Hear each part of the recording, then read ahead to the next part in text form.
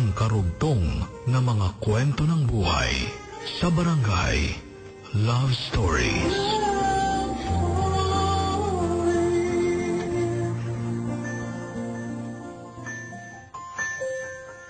Noong pasukan na ulit, huling semester na at graduating na kami. Hindi ko nakaklase si Jody at 3 na lang ang subjects niya dahil advanced siya sa school na pinanggalingan niya. Mas makulit na si PJ noon. Hindi lang sa akin kundi kay Mark na dati naming kakwarto at kay Louie na bago lang sa kwarto namin. Mahilig siya mangistorbo kapag nakasubsob sa pag-aaral ang dalawa. Takot naman sila kay Jody dahil malaking tao si Jody kaya sumasakay na lang sila. May isang hapon ng buwan ng Nobyembre. Walang tao sa boarding house at bigla ko na lang naisipang magtungo ng simbahan. Sa totoo lang ay iniisip kong baka nandun si Claire dahil sabi ni Angelica sa text niya ay umaalis daw si Claire pero hindi siya isinasama. Simbahan kasi ang paboritong tambayan ni Claire. Kaso pagdating ko ng katedral ay wala naman siya doon. Nagdasal lang ako sandali, then lumabas din ako. Natigilan ako nang mapansin ko ang babaeng nakaupo mag-isa sa maliit na park sa harap ng katedral. Kahit nakaside siya, ay sigurado akong si Claire yon. Ang ginagawa ko ay dahan-dahan kong lumapit sa kanya. Nakita kong nagbabasa siya ng Biblia. Pwede bang tumabi? Mahinang sabi ko. Nagulat siya noong makita niya ako. Sige, nakangiting sabi niya. Sinong kasama mo? Tanong niya. Langhap ko ang napakabangong kulong niya. Ako lang. Bakit hindi mo kasama si Angelica? Tanong niya. Ako nga ang dapat magtanong sa'yo ng ganyan eh. Umalis ka daw nang hindi mo siya sinasama. Ha? Anong hindi? Ayaw niya eh. Matutulog na lang daw siya. Noon ay nagtaka ako sa sagot na yun ni Claire. Mahirap nang isama si Angelica ngayon. Mali naman kasi kung lagi ko siyang sinasama. May sarili naman siyang buhay. Pero, yayaya mo kanina. Ayaw lang sumama? Ulit kong tanong. Oo. Bakit? Anong sabi sa'yo? Hindi mo raw sinasama eh. Noon ay natahimik siya. Claire, baka nagsisinungaling si Angelica. Bakit naman niya gagawin yun? Claire, totoo rin bang ayaw mong ibigay sa akin ang CP number mo? Tanong ko. Bakit? Kukunin mo ba? Tanong niya sabay kuha ng CP niya sa bag niya. Tapos ay binigay niya ang CP number niya at kinuha din niya ang number ko. Nagtaka nga ako eh. Matagal na tayo magkaibigan eh, hindi mo man lang kinukuha ang number ko. Sabagay kung minsan may mga pagka-possessive talaga si Angelica. Baka iniisip niya nga agawin kita sa kanya. Muli ako nagulat sa narinig kong ito kay Claire. Ako? Aagawin mo sa kanya? Anong ibig mong sabihin noon, Claire? Eh di ba nanliligaw ka kay Angelica? Ikaw ang gusto kong ligawan, Claire. Nagpapatulong lang ako sa kanya. Napatitig sa akin si Claire noong sabihin ko ito. Halatang nagulat siya at muli niyang itinutok sandali ang kanyang paningin sa hawak niyang Bible pero hindi naman nagbasa dahil agad ding nagsalita. PJ, kaya siguro nagawa ni Angelica ang magsinungaling dahil mahal na mahal ka niya. Ikaw ang mahal ko, Claire. PJ, huwag ako ang mahalin mo. Gwapo ka, matalino, mabait. Sino mang babae ang mahalin mo ay alam kong hindi ka mahihirapang paibigin kung sino man siya. Pero Claire third year pa lang tayo, mahal na kita. PJ, si Angelica, mas higit siyang karapat dapat sa'yo kaysa sa akin.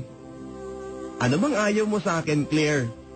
Handa akong magbago para sa'yo para lang maging karapat dapat ako sa'yo. PJ, wala sa'yo ang diferensya. Nasa akin.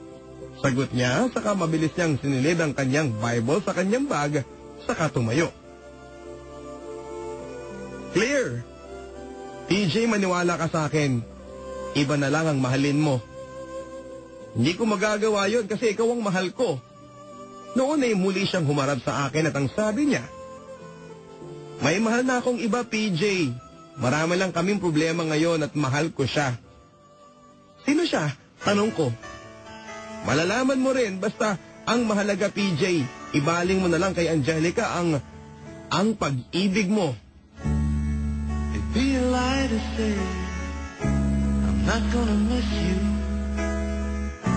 so please don't say goodbye now till I've kissed you one more time and held you as I did when you were mine. It'd be a lie to say I don't still love you. I won't be thinking of you, girl. I'll never try to call you one more time or try to find a way to change your mind.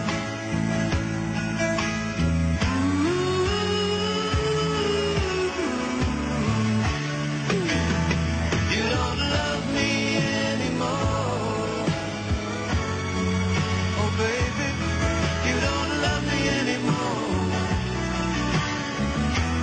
Baby, please forgive me, but the wine's gone to my head, and tomorrow I'll remember how you turned to me and said, it'd be a lie to say that I still love you, that I'll be thinking of you, boy. I'll drive by to say hello sometime. Oh, but now you're gone, and all I have are 5 words on my mind. You don't love me anymore.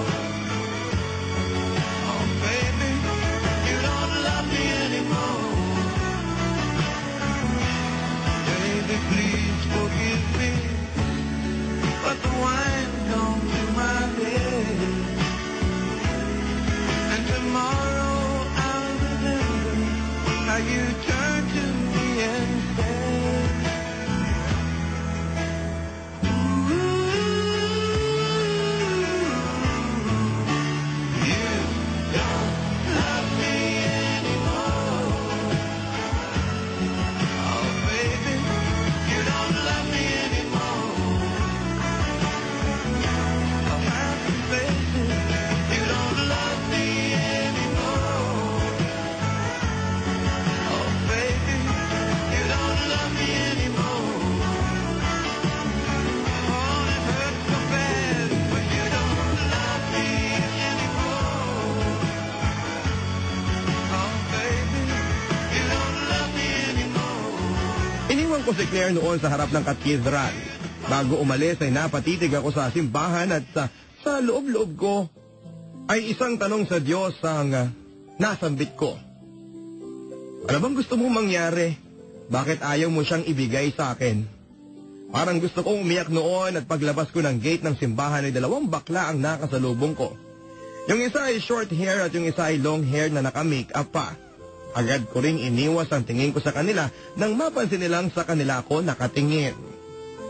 Pagdating ko ng kasera ay nakahiga si Jody sa kama niya at naka-brief na lang ulit. Hi! Bati niyang nakangiti. Ilang linggo ko nang napapansin na lagi siyang masaya pero noong araw na yun ay wala akong dahilan parang humiti. Pasimple ako napasulyap sa katawan ni Jody. Saan ka galing? Tanong niya. Sa simbahan, sagot ko. Palasimba ka na rin? Narinig kong sabi niya. Hindi ko siya sinagot dahil may nag-text sa akin, si Angelica. Sorry ha, sana mapatawad mo ko. Ganito ang message ni Angelica. Okay lang yun, Angelica. Hindi ako galit sa'yo. Salamat, hayaan mo. Mula ngayon ay hindi na kita guguluhin. Reply ni Angelica, pero hindi ko na siya nireplyan. Gusto kong mapag-isa noon. Gusto kong lumayo at gusto kong hanapin at kilalaning mabuti ang sarili ko. Nakatiwangwang lang sa harap ko ang maganda at halos subad na katawan ni Jody. At sa totoo lang ay para niya akong hinihilang tumabi sa kanya. Pero kailangan kong paglabanan yon dahil ayaw kong maggaya sa ama ko. Tama ang sagot ko sa mga tanong ni mama kung may babae si Papa. Wala siyang babae pero may lalaki siya. Mga tambay lang kami, tawa sa babae, may mga babae nanloko, tinitirahan lang kami. Kaya ngayon bakla na lang magmahalan bakla. Okay, tara. Simulan sa puso ko ay lagi nasugatan. Siniseryoso ko bakit ako iniiwanan. Kaya ngayon nagising ako sa katotohanan. Nalolokohin lang kami ng mga kababaihan. Kaya ngayon napagpasyahan na bakla aking iibigin at ipapadama ko. Bibig ng aking damdamin sa kanya. Oo nga at hindi sa isang babae. Dahil ang puso ko ay kanila sinabutay. Parang ako'y isalawaan ng kanilang dinapaksapakan. Pagkatapos pagsawaan kanilang tatalikuran. Pisuan sa'y kaya bakla na lang iibigin. Kaya ngayon pakinggan nyo para sa'yo ay tumawitin. Mga tambay lang kami, tawa sa babae. May mga babaeng nanloko, piniperahan lang kami. Kaya ngayon bakla na lang ang aming iibigin. Masarap magmahal ang bakla. Okay. Tinikap ko rin gumante sa mga ngiti ni Claire kahit na nasasaktan ako. Si Angelica naman ay umiwas na ng tuluyan sa akin dahil sa matinding kahihiyan. Magkaibigan pa rin sila, si Jody naman ay nakakabaliw sa pabago-bagong ugali. Noong malapit ng final, saka sobrang napakaseryoso sa pag-aaral. Siya na ang nagsusungit kapag may maingay sa kwarto. Minsan ay sinadya kong bisitin siya. Kumakanta-kanta ako habang siya ay nakatutok sa kanyang lessons. Kasalukuyan din nagbabasa noon ang mga bago naming kakwartong si Louie. Bigyan kita ng 50 PJ ha, doon ka sa video kay kumanta. Huwag dito. Hindi ko siya pinansin. Kumanta pa rin ako ng kumanta kahit na nakahiga na ako sa aking kama. Maya-maya pa ay sumigaw na siya. Louie, labas ka muna oh, sabi niya kay Louie. Noon eh, first year lang. Agad namang tumayo si Louie at lumabas nga. Kasunod na ay dinaluhong ako ni Jody. Umibabaw siya sa akin at parang gusto niya akong hagkan sa mga labi ko. Pero syempre, tinulak ko siya. Pero tinodo niya ang lakas niya kaya't dumampi ang mga labi niya sa labi ko. Noon ay nilakasan ko rin ang pagtulak sa kanya palayo. Nakabitaw siya at hindi ko sinadyang masampal siya. Kaso sinampal din niya ako ng malakas. Sinakal ko siya at sinakal din niya ako.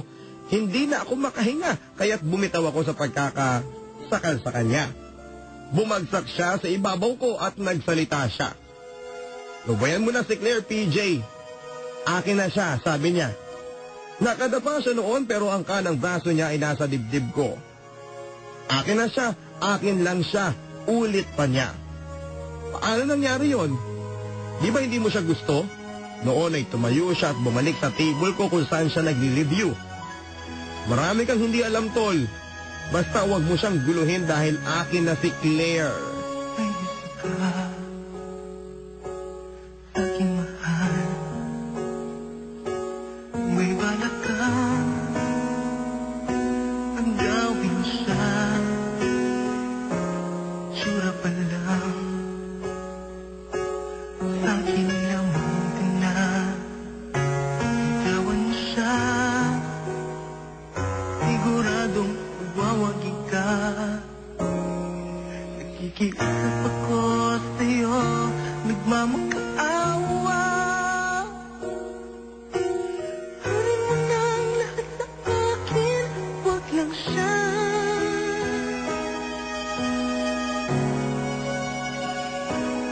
Kunin mo na ang lahat sa akin.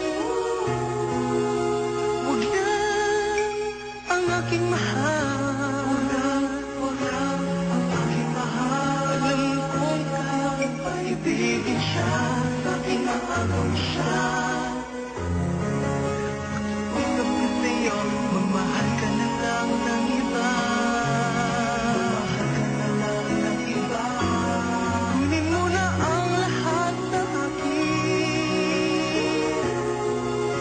Wag lang ang aking mahal. Wag lang ang aking mahal. Tumamatay ng puso ko. Tumamatay ko. Akin inagaw mo siya.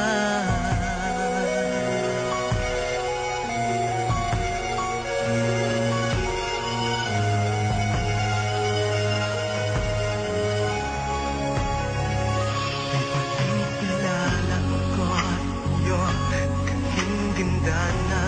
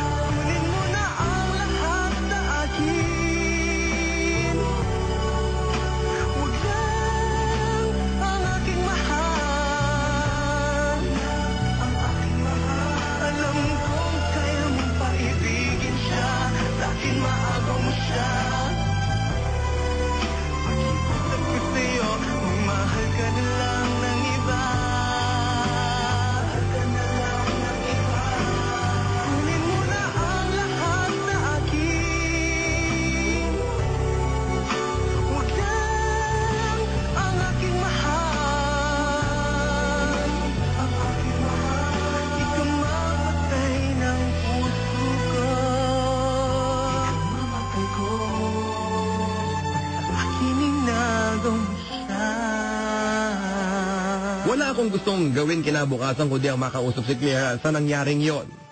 Kinahapunan matapos ang huling exam namin noong hapong yon, pagkatapos ng exams, graduation na ng mga papasa. Paanong nangyaring pagmamayari ka ni Jody? Ganito ang tanong ko kay Claire at diretsahan. Pinilit niyang ngumiti pero hindi nagsalita. Claire, bakit si Jody pa? Tanong ko. Mahal ko siya, PJ. Sapat na dahilan na yon para maging kami. Pero paano mo siya minahal? PJ, tama na. Wala nang mangyayari. Kami ni Jody. Mahal kita, Claire, at ayaw kong mapahama ka kay Jody. Baka hindi mo siya kilala. Tama, PJ, okay. Salamat sa pagmamahal. Pagmamahal mo. Alam kong concern ka sa akin, pero hayaan mo na kami. Hayaan mo na ako sa kanya. I remember the day when you're here with me. Those laughters and tears we shed for years. Memories that we had for so long, me and you. Now you've gone away. You left me all alone. Go on, do what you want, but please don't leave me. You break my heart. Hey, what should I do? Babe, I'm missing you. Please don't disappear. These are the words you should hear. Time and time again, I wish that you were here. I don't want to lose you, girl. I need you back to me. I don't want to lose you, baby. Can't you see? Oh, I need you. You've been part of me. I wish someday you'll be back home. 'Cause I really miss you, darling. Please come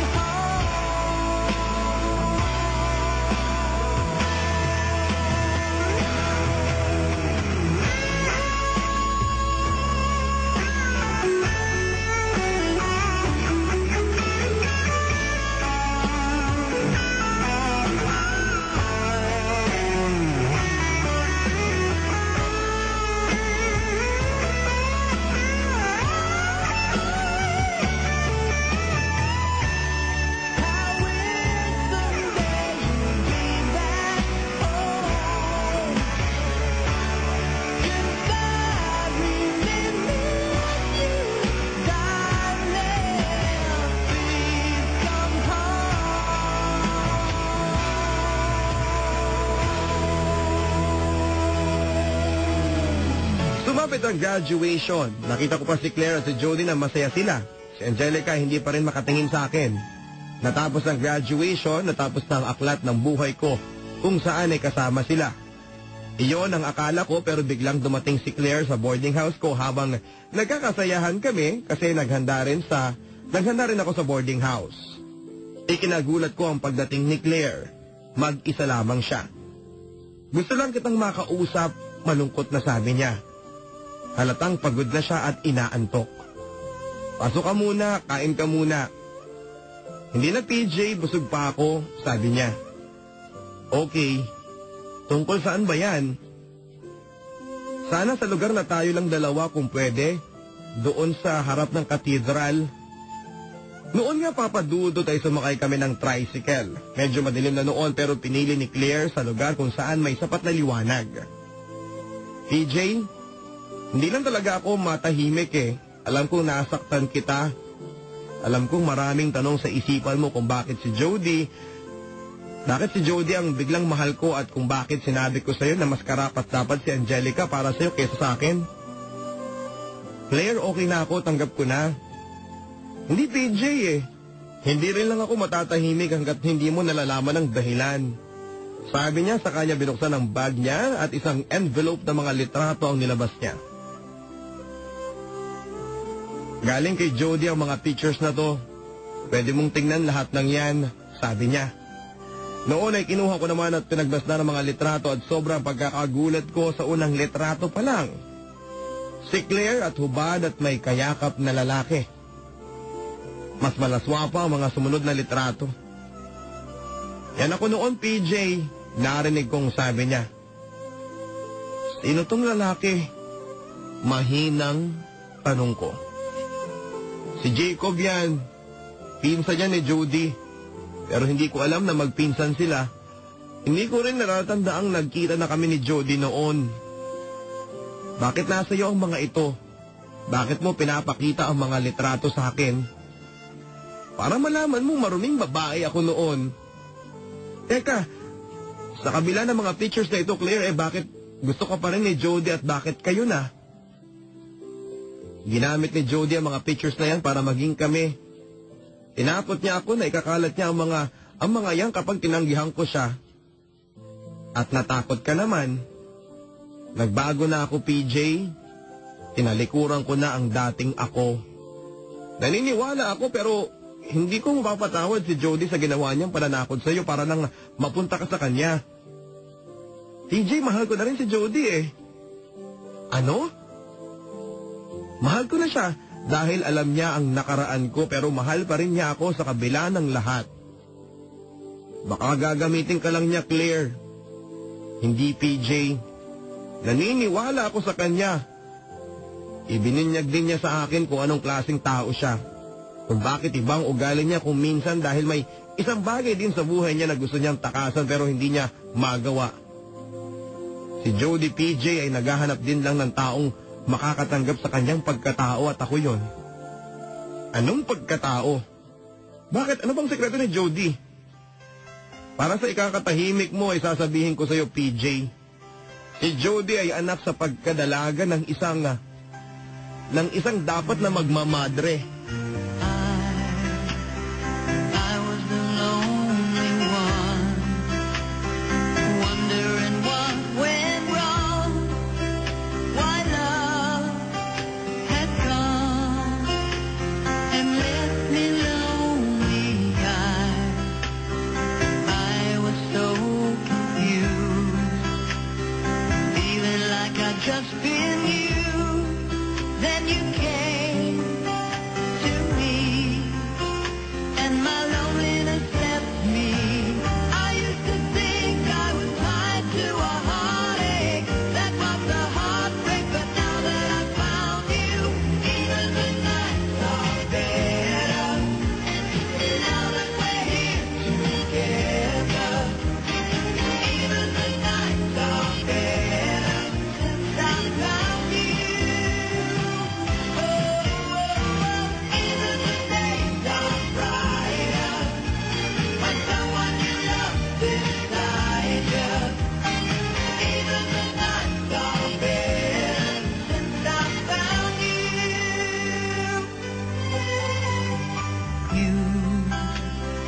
You knew just what to do, 'cause you have been lonely too, and you showed me how to ease the pain, and you did more than mend a broken heart, 'cause now you've made a fire start, and I can see that you feel the same way. I never dreamed there'd be someone to hold me until you told me, and now that I found you, even the nights are better. Now that we're here together, even the nights are better since I found you.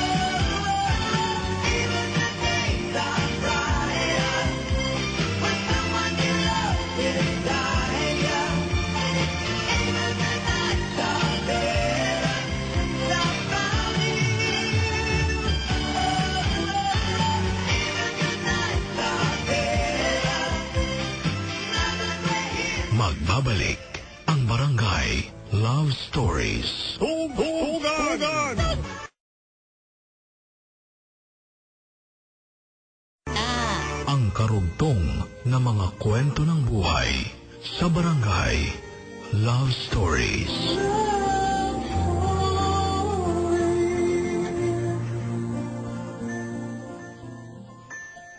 Kaya kung minsan ay ibang ugali ni Jody, nakakaramdam siya ng pandidiri sa sarili niya at ayaw niya sa babaeng palasimba dahil sa tingin niya ay paimbabaw lang ang pagiging banal. Kung minsan ay walang pagpapahalaga si Jody sa sarili niya. Pakaramdam niya ay wala siyang kwentang tao dahil anak daw siya ng isang malaking pagkakasala. Kung minsan ay parang baliw si Jody pero maniniwala ka ba, PJ, na nagsisimba siya ngayon? Noong takutin niya ako gamit ang mga pictures na yan ay aminado akong natakot ako. Pero tinanong ko siya kung bakit kailangan niyang gawin yon. Inamin niyang noon pa niya ako gusto noong kami pa ng pinsan niya. Sabi ko, pero bakit kailangan mo kong takutin para lang maging tayo? Hindi siya nakasagot, PJ, pero nakita ko sa mga mata niya ang pagsisisi. Sabi ko, kaya kitang mahalin, Jody, kung kaya mo kong mahalin. Dati na kitang mahal, Claire, sagot niya. Ang sabi ko, kung mahal mo ko mahalin mo rin ang Diyos. Alam mo, PJ, napatitig ako sa kanya at parang mapapaiyak siya noon. Mahalin mo ang Diyos, Jody. Sabi ko, pero ang sagot niya, ano kaya? Kaya niya akong mahalin kahit na anak ako ng isang pagkakasala? Anak ako ng isang napakalaking pagkakasala. Jody, tinubos na ni Jesucristo ang kasalanan natin. Kaya siya nagdusa at namatay para sa atin. Ang gawin lang natin, Jody, ay magbago at pahalagahan ang kanyang sakripisyo. Magsisi lang tayo at magbago. Papadudot, lumuha si Claire habang nagkukwento at hindi ko namalayang lumuluha na rin ako. Sa dulo noon ay may mga huling salita si Claire. Kailangan ako ni Jody, PJ. At kailangan ko rin siya. Kailangan ko'y ikaw dito sa piling ko. Kailangan kong madama ang pag-ibig mo sa bawat oras na di ka nakikita. Para bang kay bigat ng nadarama o giliw na saan ka? Bakit lumisan ka? Paano na ang puso ko nag-iisa?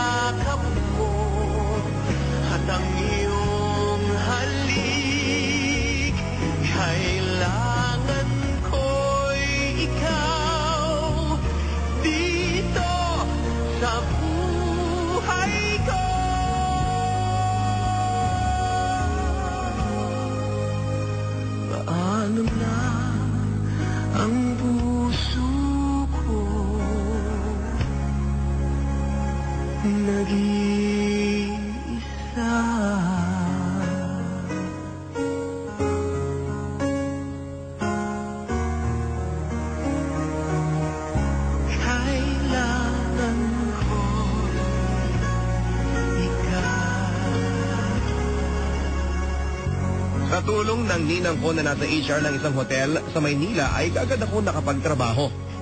Sandali ako nawala ng communication kina Jody dahil hindi na ma-reach ang CP nila. Sa mga unang araw at buwan ko sa Maynila ay sinikap kong pagbutihin ang trabaho ko. Kasabay din ang pagsisikap na pigilan ng sarili kong umibig muli mula nang makilala ko si Samantha at si Michael. Pareho ko silang gusto, kagaya kung papaano naging malapit sa puso ko si Claire at Jody noon. Pinipigilan ko ang sarili ko kahit na mahirap, napakahirap gawin, napakahirap paglabanan ng pusong parehong umiibig sa babae at sa lalaki. Alam ko kung ano ang tama sa paningin ng tao at ng Diyos. Dapat si Samantha na lang ang mahalin ko, pero paano naman ang bahagi ng puso kong umiibig kay Michael? Ito rin ang bahagi ng puso kong umiibig noon kay Jody.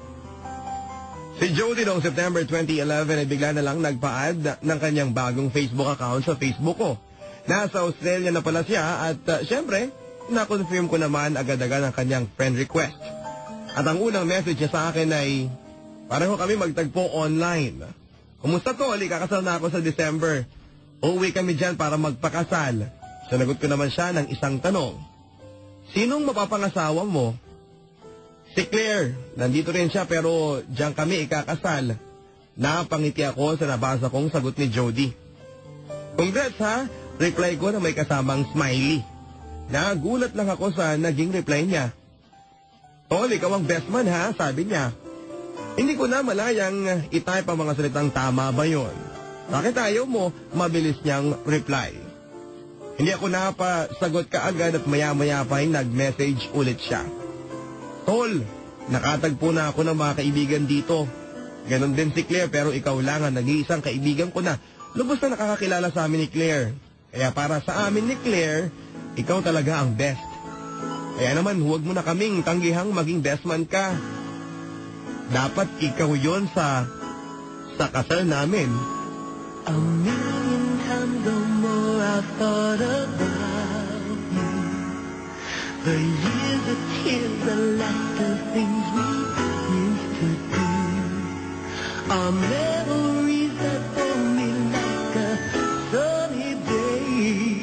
You touch my life in such a special way.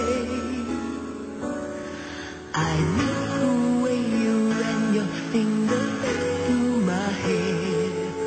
Those crazy nights we cuddled in your easy chair. Oh no, I won't let foolish pride turn you away. I'll take you back, whatever price I pay. Oh, friend, it's so nice to feel you hold me again. No, it doesn't matter where you have been. My heart welcomes you back home again.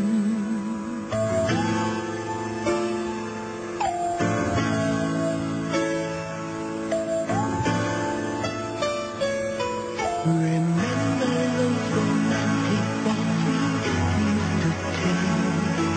You held my hand in such a way my knees would shake. You can't imagine just how much I've needed you. I've never loved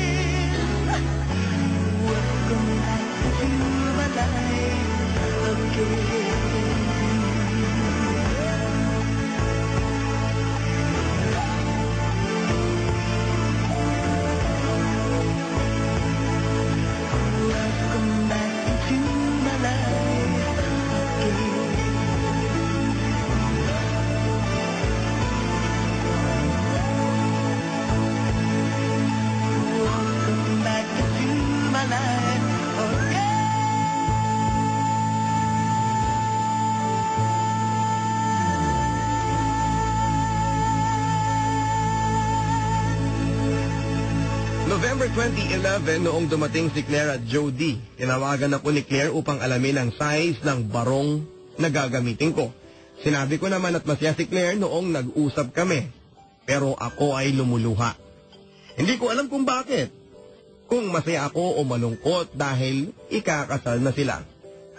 Mabuti pa sila, sabi ko sa sarili ko noon. Buti pa sila kahit nagkaroon sila ng mga nakaraang masasabing madilim at makasalanan ay kaya na nilang talikuran ng mga iyon matapos nilang pagsisihan.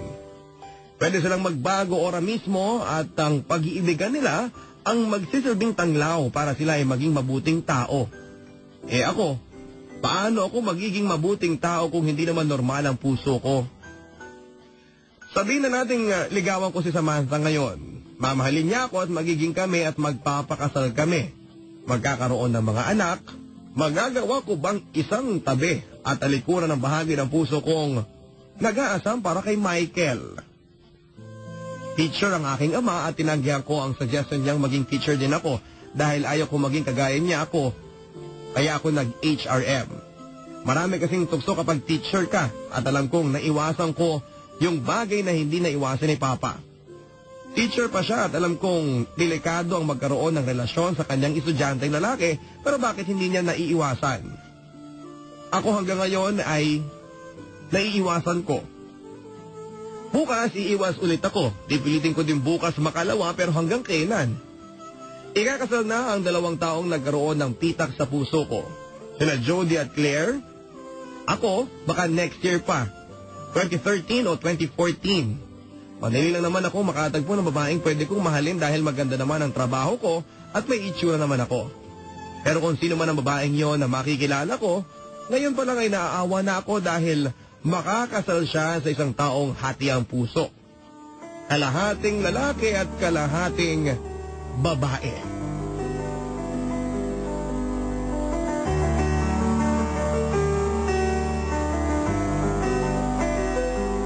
Nakakulong po ako sa isang katotohanan alam kong mahirap intindihin ng iba. Sa mga taong kulang sa pinag-aralan. Sa mga taong normal ang puso at sa isip pero limitado ang kakayahang umunawa. Alam kong simple lang silang humusga. Magpakalalaki ka. Pero sa mga taong kagaya ko, ang mga taong kasing luwang ng langit ang pangunawa ay alam kong naiiyak na sila sa kwento ko. Salamat po sa pangunawa. Nakikita ko na ang sarili ko kung sisikapin kong maging tama. Mag-aasawa din ako ng babae kasi male ako by gender. Gusto ko lang maibsan ang paninikip ng dibdib ko at gusto kong lumaya sa pagkakakulong sa pagkataong ito. Kaya ako lumiham sa inyo. Sa kasalukuyan po ay wala pa ako nagagawang pisikal na pagkakasala. Isip at puso ko pa lang ang nagkakasala. Pero wala pa akong nagawang anumang masasabi kong kasalanan ko. Dito sa Maynila ay maraming tukso pero hanggang ngayon ay nakakaiwas pa naman ako. Pero hindi ko alam kung hanggang kailan. Maraming salamat Papa Dudot at hangad kong magpatuloy ang paglawig ng inyong programa. Gumagalang PJ. Another day is gone. I'm still all alone. How could this be? You're not here with me. You never said goodbye. Someone tell me why did you have to go? Leave my world so cold.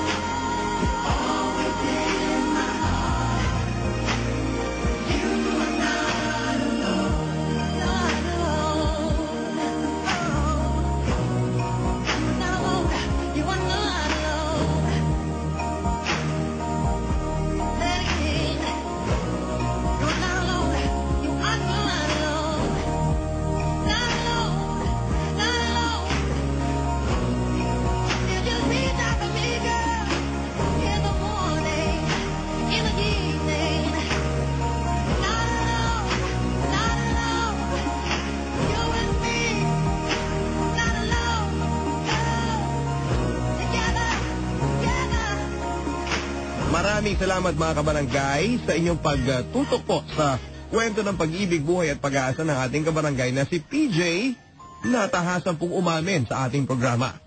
Para po sa inyong mga komento at payo sa kanya, mag-text lamang po kayo ng Papa Dudut Space On ng inyong mensahe at ipadala sa 4627. Ang ating pong fanpage account, Barangay Love Stories. Follow me on Twitter, twitter.com/papadudot.